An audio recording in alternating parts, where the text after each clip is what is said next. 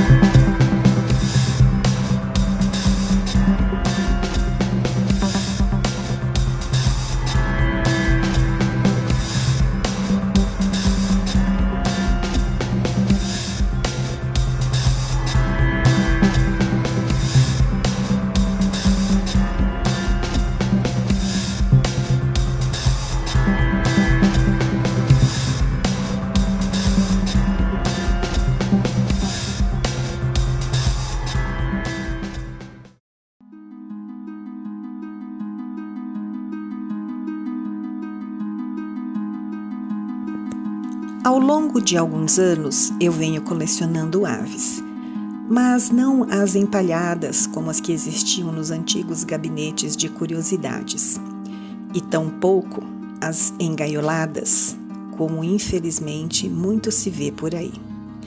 Eu acredito que asas, o símbolo da liberdade, foram feitas para voar, e as aves do meu gabinete de curiosidades voam.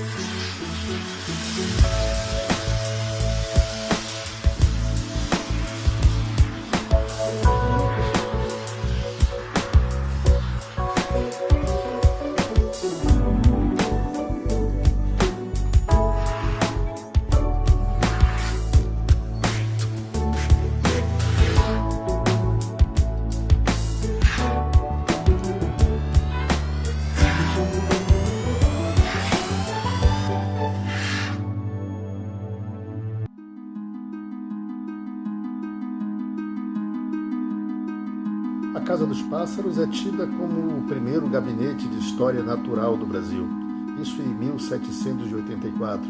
Nada mais era do que um galpão onde aves eram abatidas a tiros para depois serem empalhadas e enviadas para Portugal.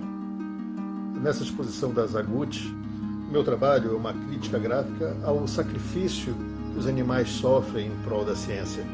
Tempos depois, a Casa dos Pássaros acabou se transformando no nosso Museu Nacional.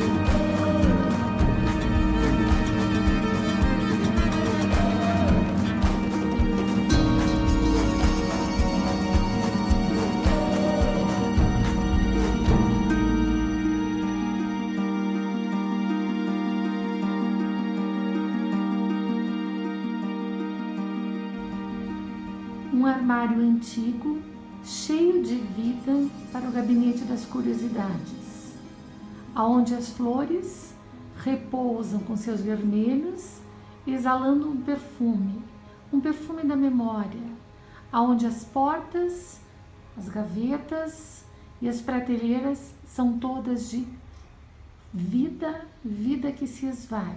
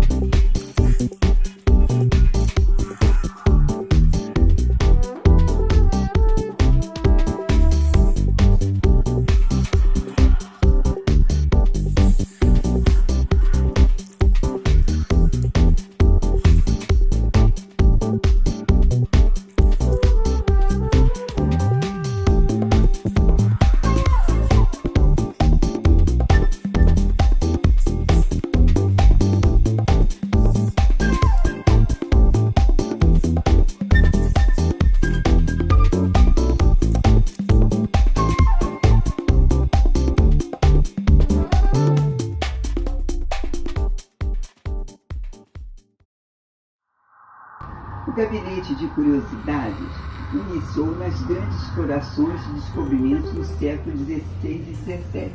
Estavam interessados em conhecer e colecionar o mundo que os cercava.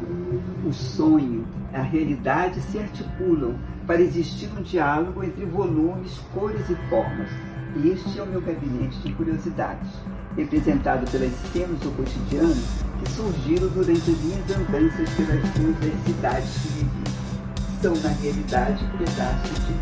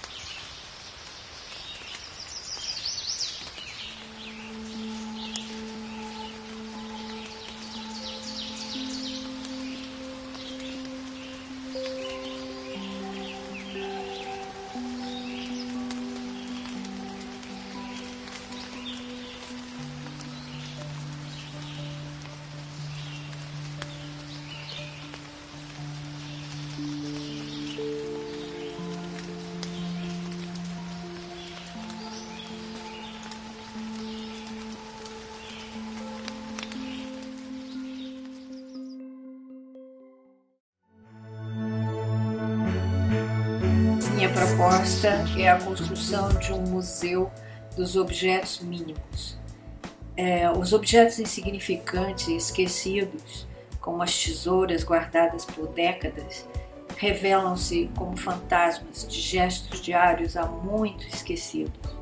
O mundo feminino que se esconde nessas gavetas é um mundo silencioso e invisível, mas que constrói um lugar político e cultural a ser ocupado.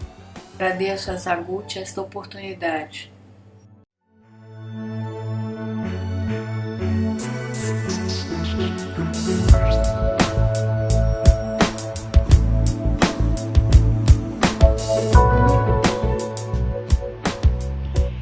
Fico aqui me perguntando qual seria o gabinete de curiosidades que minha avó, falecida em 1965, não conheceu.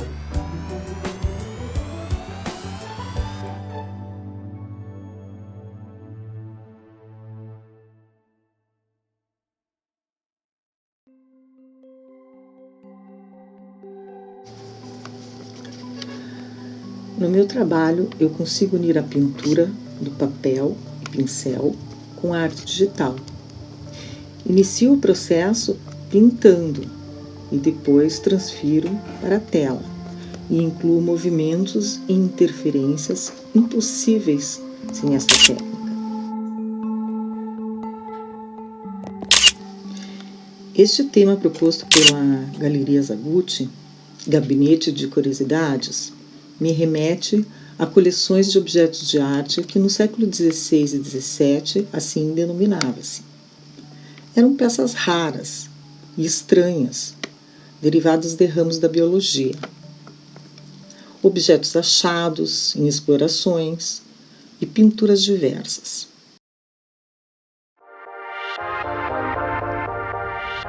Esse aqui é o meu gabinete de curiosidades, onde eu passo grande parte dos meus dias.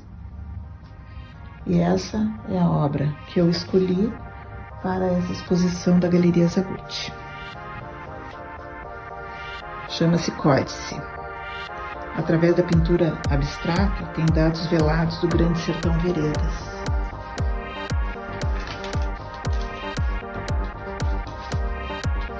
Do Guimarães Rosa. São os cavalos, na fala de Reobaldo, sobre a matança dos cavalos. Uma passagem assim: mesmo quando o arraso do último rincho no ar se desfez de vez, a gente ainda se estarrecia quietos. Um tempo grande, mas prazo. Daí eu escrevo a frase ali: até que o som e o silêncio e a lembrança daquele sofrer pudesse se enralecer embora para algum longe.